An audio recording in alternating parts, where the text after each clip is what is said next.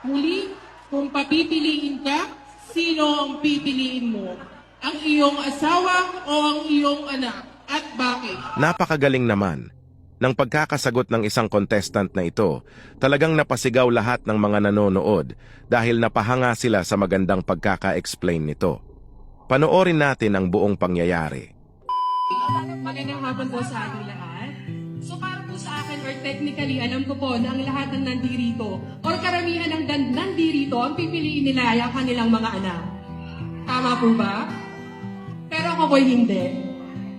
Ang pipiliin ko po ay ang aking asawa. Bakit po? Bago po ako naging ina, ako po muna ay naging asawa.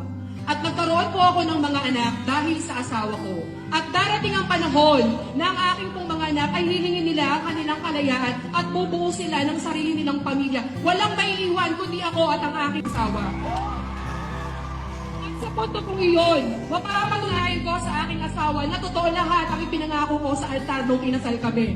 Dahil naniniwala po ako na ang pagiging ina o sa pagiging ina ko ay sapat na po ang pagmamahal, pag-aaruga at pagkalinga para po hindi na ako dumating sa punto na papiliin pa ako kung ang anak ko po ba o ang aking asawa.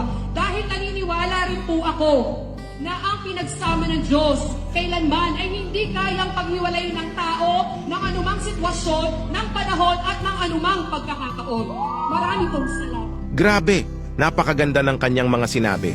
Kung ikaw nasa sitwasyon niya, anong pipiliin mo? E-comment mo naman dyan.